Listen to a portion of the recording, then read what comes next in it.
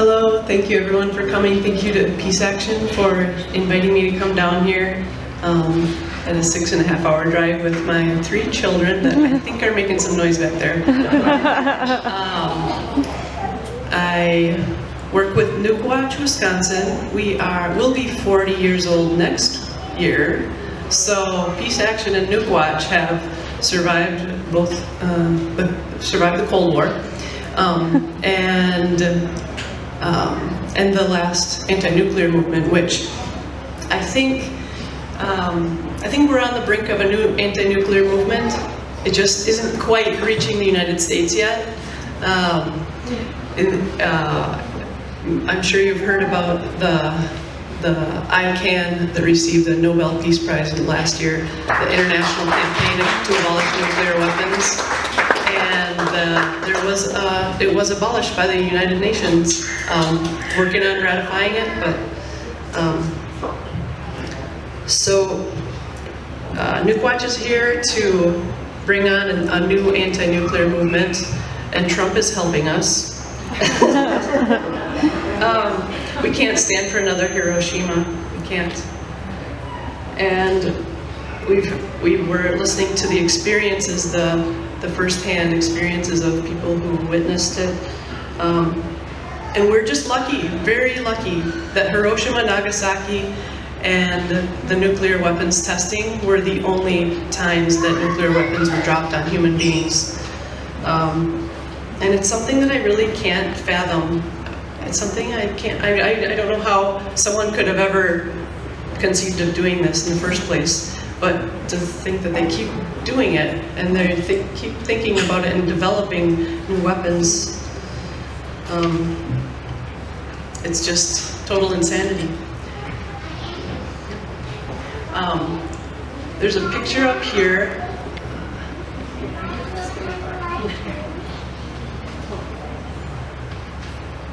of Hiroshima after the streets were cleaned. And I don't mean to be morbid here, but if a bomb the size of Hiroshima were dropped on Milwaukee, and it's not going to happen, but if it were, you can see the green radius. That's what the immediate area where there would be almost complete fatalities. That's the center of Milwaukee, up north to about Brady Street, west to 43, and south almost to Walker's Point. And I know we think about the bomb being the most horrible thing, but the entire nuclear industry needs to be stopped, because if any part of it continues, we're going to be always facing all the dangers that come along with the entire nuclear fuel chain, because the entire fuel chain is riddled with radiation and death.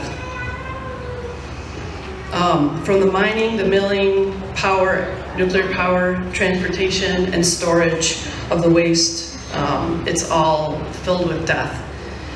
And really, Milwaukee is way more likely to be hit with a radioactive waste transportation accident than by any enemy attacking us.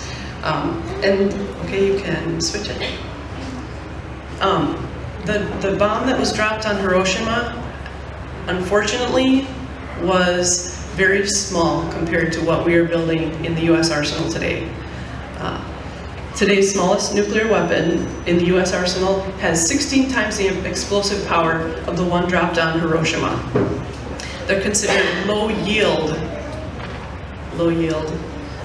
And the ironic thing is, some legislators are concerned about these low yield weapons because they think they might actually be used, as opposed to the big ones that most people consider off limits.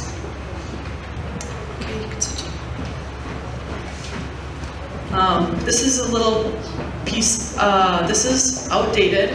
What we thought of was going to be a $1 trillion nuclear weapons budget is actually 1.7 trillion. But I don't want to try to fool you here. Trump did not invent nuclear weapons. This is not a new thing. Every single president since these weapons were created has threatened to use them. Every single president. At the height of the Cold War, we had around 15,000 nuclear warheads, and now we're down to about 7,000. So this is a success. We do need to realize that is a success. And I want to explain to you something about the nuclear arsenal. We have a triad. President Trump he's not real clear on that, so in case you ever get to sit down with him, the triad means there's 3 pieces. Well, it's, not everyone knows this, and he definitely doesn't, but just so we can explain it clearly, there's the land-based missiles, they're the sea-based that are launched off submarines, and the air-based from jet bombers. So the land-based missiles, we had 1,000 of those Minuteman missiles, and now we're down to 450. Nukewatch actually has a book on that. We wrote originally in 1988, and our volunteers went out and visited every single missile silo site where the missiles are buried in the heartland of the United States.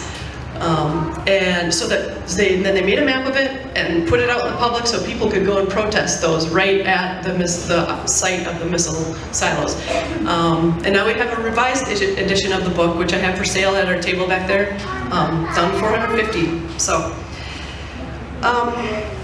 with our nuclear weapons arsenal, if the United States really wanted anyone to take us seriously, that we have an arsenal of nuclear weapons for the purpose of deterrence, we would have maybe 100 or 200 warheads, but we still have 7,000. Okay, these are not for deterrence. They are designed as first strike weapons to be used in surprise, unprovoked attacks on other countries' air bases and nuclear weapons. That's the opposite of deterrence. And unfortunately, most of our favorite ex-president Obama was the one who authorized this $1 trillion budget under the National Defense Authorization Act of 2010. So this $1 trillion is supposed to go for 30 years. There was a minor mistake of $500 billion or so. They forgot to add in the costs of restoration and cleanup of our nuclear weapons complex. So if we were actually going to add that all in, it's 1.7 trillion. And that's $7 million per hour for every hour from 2017 to 2046. That's if all of these pieces are approved. All the pieces of the defense authorization.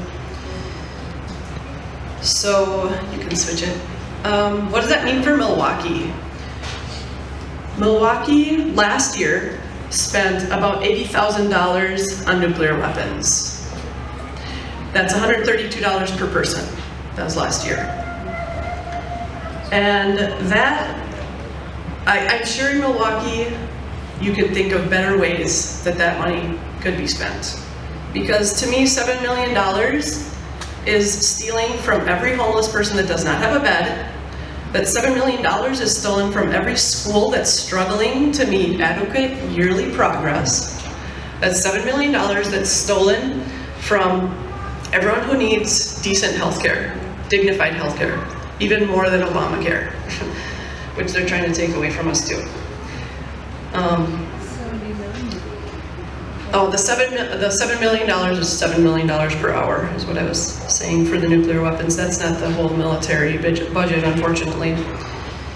So you can forward it. The CEOs at the top of the military-industrial complex are part of the 1%.